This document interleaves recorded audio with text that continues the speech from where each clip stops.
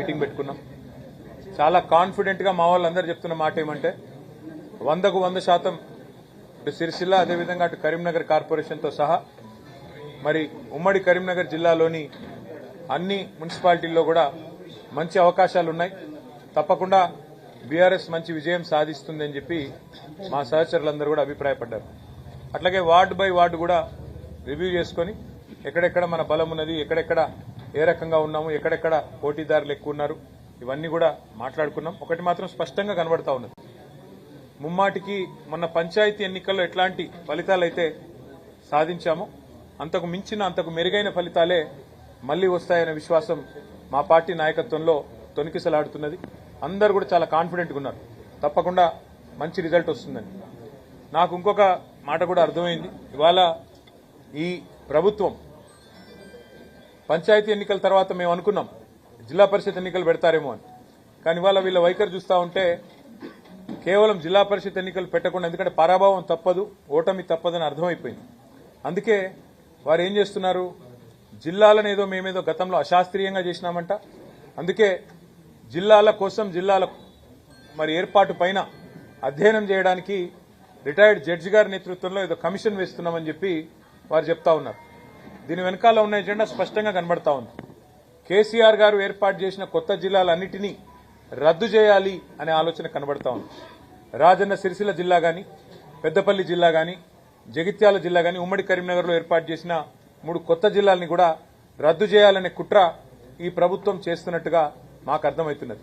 దాంతోపాటు జిల్లా పరిషత్ ఎన్నికలు పెట్టకుండా తప్పించుకోవాలనే ఒక ఎత్తుగడ కూడా ఈ కమిషన్ ఏర్పాటు వెనకాల ఉన్నట్టుగా మాకు అర్థమవుతా ఉంది. నేను రేవంత్ రెడ్డి గారిని, ఆయన ప్రభుత్వాన్ని ఒకటే హెచ్చరిస్తా ఉన్నా. మొన్న ఆల్రెడీ నేను మహబూబ్ నగర్ లో చెప్పినా, మళ్లీ వాళ్ళ సిరిసిల్లలో చెప్తున్నా. కేసీఆర్ గారు పరిపాలనా సౌలభ్యం కోసం అధికార వికేంద్రీకరణలో భాగంగా ప్రజలకు ఎంత సన్నిహితంగా అధికారులుంటే అంత లాభం జరుగుతుంది అని ఆలోచించి వారి సౌలభ్యం కోసం ఎక్కడో గంభీరరావుపేటలో ఉండే వాళ్ళు కరీంనగర్ పోవాలి అంటే దాదాపు 90-100 కిలోమీటర్ల దూరం. అలాంటి పరిస్థితి నుండి సన్నిహితంగా, ప్రజలకు అత్యంత సన్నిహితంగా జిల్లా కార్యాలయాలు, జిల్లా అధికారులను, జిల్లా యంత్రాంగాన్ని ఇక్కడ ఏర్పాటు చేస్తే మరి మీరేమో దాన్ని తొలగిస్తాము, ఇది అశాస్త్రీయంగా ఉంది అంటే మరి ప్రజల చేతుల్లో మీకు పరాభవం తప్పదు, ప్రజల చేతుల్లో కాంగ్రెస్ పార్టీకి చావు దెబ్బ తప్పదు. ఇట్లాంటి తుగ్లక్ పనులు మానుకోమని చెప్పి రేవంత్ రెడ్డి గారికి నేను విజ్ఞప్తి చేస్తా ఉన్నాను. మీరు చేయగలిగితే మంచి చేయండి, చేయగలిగితే మేలు చేయండి. కేసీఆర్ గారు చేసిన దానికంటే ఎక్కువ ప్రయత్నం చేయండి. మీరు చేయలేని పనులు కేసీఆర్ గారు చేసినారు. తాండాలను గ్రామ పంచాయతీలు చేస్తామని మీరు మాటిచ్చారు, 30 ఏళ్ల కింద మాటిచ్చారు, మీరు చేయలేదు.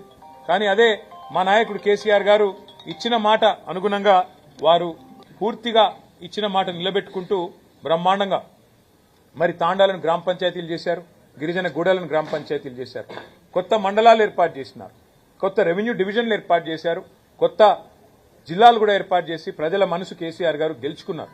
ఇవాళ మా రాజన్న సిరిసిల్ల జిల్లానే తీసుకుంటే ఇక్కడ జిల్లా కేంద్రం ఏర్పాటు కావడం వల్ల కొత్తగా మాకు ఎన్నో అదనపు హంగులు వచ్చినాయి, కొత్తగా జిల్లా కార్యాలయాలు వచ్చినాయి, మెడికల్ కాలేజ్ వచ్చింది, నర్సింగ్ కాలేజ్ వచ్చింది, ఇంజనీరింగ్ కాలేజ్ వచ్చింది. అన్నిటికీ మించి ప్రజలకి దూరభారం తప్పింది, ప్రజలకి మరి బ్రహ్మాండంగా ఇక్కడ వర్తక వాణిజ్య సోదరులకు కూడా వారి వ్యాపారము కూడా విస్తరించింది, అందరికీ లాభం జరిగింది. మరి అధికార వికేంద్రీకరణ వైపు కేసీఆర్ గారు అడుగులు వేస్తే మీరు జిల్లాలను ఎత్తివేస్తామంటే తప్పకుండా మీకు తగిన రీతిలో బీఆర్ఎస్ఏ బుద్ధి చెప్తుంది. ఆ పోరాటానికి మేమే నాయకత్వం వహిస్తాం. కేసీఆర్ గారి ఆనవాళ్లను చెరిపేయాలని మీరు అనుకుంటే తప్పకుండా మరి ప్రజలందరినీ కూడగట్టుకుని ప్రతిఘటనకు టీఆర్ఎస్ఏ నాయకత్వం వహిస్తుందని చెప్పి కూడా వారిని హెచ్చరిస్తూ ఈ తుగ్లక్ కార్యక్రమాలను మానుకోమని చెప్పి వారికి విజ్ఞప్తి చేస్తూ, డిమాండ్ చేస్తూ మరి మున్సిపల్ ఎన్నికలకు మా పార్టీ సర్వసన్నద్దంగా ఉంది. బ్రహ్మాండంగా ప్రతి మున్సిపాలిటీకి ఒక ఇన్ఛార్జిని కూడా పార్టీ పరంగా వేసుకోబోతా ఉన్నాం. సీనియర్ నాయకులను బాధ్యులుగా పెట్టుకున్నాం. గ్రామాల నుంచి, మండలాల నుంచి కూడా ఇప్పటికే ప్రతి వార్డుకు కూడా ఇన్ఛార్జీలు వేసుకున్నాం. సర్వసన్నద్దంగా పార్టీ ఉన్నది, అన్ని రకాలుగా కూడా మరి ముందుకు పోతాము, తప్పకుండా మంచి విజయం సాధిస్తామనే ఆశాభావంతో ఉన్నామని తెలియజేస్తూ, ఇంతమంది పత్రికా మిత్రులు వచ్చినారంటే ఇది ప్రత్యేకమైన కారణం. ముఖ్యంగా మా కరీంనగర్ నుంచి కూడా వచ్చిన మా సోదరులకి సిట్ అంటే ఏముంటది బ్రదర్, సిట్ అంటే సిట్టు, రేవంత్ రెడ్డి గారు సిట్ అంటే సిట్టు, స్టాండ్ అంటే స్టాండ్. అది సిట్టు కాదు, పిట్టు కాదు.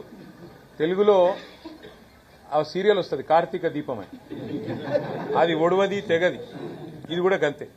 2 ఏళ్ల కింద రేవంత్ రెడ్డి పాపం పరిపాలన రాదు, చేత కాదు, అసమర్థుడు, ఇచ్చిన హామీలు నిలబెట్టుకునే తెలివి లేదు. 420 హామీలు ఇచ్చి అడ్డగోలు అబద్దాలు చెప్పి అధికారంలోకి వచ్చారు. తప్పించుకోవాలంటే ఏం చేయాలి? అమలు చేయకుండా 6 గ్యారెంటీలు, 420 హామీలు, ఏదో ఒక రూపంలో అటెన్షన్ డైవర్షన్ గేమ్లు ఆడాలి. అందులో భాగంగా కొన్ని రోజులు కాళేశ్వరం కుంభకోణం అని కొన్ని రోజులు డ్రామా, తర్వాత ఫోన్ ట్యాపింగ్ అని కొన్ని రోజులు డ్రామా, అట్లాగే కొన్ని రోజులు గొర్రెల స్కామ్ అని డ్రామా, కొన్ని రోజులు ఫార్ములా ఈ అని కొన్ని రోజులు డ్రామా. ఈ 2 ఏళ్లు ఈ డ్రామాలు, క్రైమ్ కథా చిత్రాలు, హారర్ చిత్రాలు తప్ప రేవంత్ రెడ్డి గారి ప్రభుత్వం సాధించింది, ప్రజలకు ఇచ్చింది ఏమైనా ఉందా? దయచేసి మీరు కూడా, మీడియా సోదరులు కూడా ఆలోచించాలని నేను కోరుతా ఉన్నా. ఇవాళ మమ్మల్ని మన హరీష్ రావు గారు వారి బొగ్గు కుంభకోణాన్ని బయటపెట్టినారు. రేవంత్ రెడ్డి గారి బావమరిది ఆధ్వర్యంలో ఎట్లా సింగరేణిలో బొగ్గు కుంభకోణాలు జరుగుతున్నాయి, 1000 కోట్ల కాంట్రాక్టులు, అటు రేవంత్ రెడ్డి గారు ఇటు కేంద్ర ప్రభుత్వంలో ఉన్న పెద్దలు మంచిగా అదులుకొని బదులుకొని ఇద్దరు కాంగ్రెస్ బీజేపీ వాళ్ళు వారు చక్కగా దోపిడీ చేస్తున్నారో బయట పెడితే, పొద్దున బయట పెడితే సాయంత్రం కల్లా సిట్టు నోటీసు. నేను అందుకే అంటా ఉన్నా, ఇవాళ సిట్టు వేయాల్సింది ఎవరి మీద? పొంగులేటి శ్రీనివాసరెడ్డి రాష్ట్ర రెవెన్యూ శాఖ మంత్రి, వారి కొడుకు గూండాగాళ్ళం తీసుకొని పోయి భూములు కబ్జా చేస్తా ఉన్నాడు, ప్రైవేటు భూములు. వారి మీద సిట్టు వేయండి. ఇవాళ రేవంత్ రెడ్డి గారి బావమరిది సృజన్ రెడ్డి డైరెక్ట్ గా బొగ్గు కుంభకోణాలు చేస్తున్నాడని ఆధారాలతో చూపెడితే వారి మీద సిట్టు ఉండదు, ఏ విచారణ ఉండదు. కనీసం బీజేపీ వాళ్ళని ఆశ్చర్యం అనిపించింది కిషన్ రెడ్డి గారు మాట్లాడితే. ఆయన అంటున్నాడు, ఏది రాష్ట్ర ప్రభుత్వం కంప్లైంట్ చేస్తేనట ఈయన సిబిఐ విచారణకు ఆదేశిస్తారట. అంటే ఎట్లుందంటే ఇది పట్టపగలే దోపిడీ చేసిన దొంగ, నేను దొంగతనం చేసిన అనుభవం ఇవ్వడని చెప్తాడా పోలీస్ స్టేషన్లో? దొంగ అని చెప్పి మేము ఆధారాలతో సహా చూపెడుతుంటే కాదు కాదు కాదు దొంగనే ఫిర్యాదు చేయాలి, చేస్తే మేము విచారణకు ఆదేశిస్తాం. ఇంత అసహ్యంగా, ఇంత ఎబ్బెట్టుగా ఇవాళ కేంద్ర ప్రభుత్వ వైఖరి ఉంది.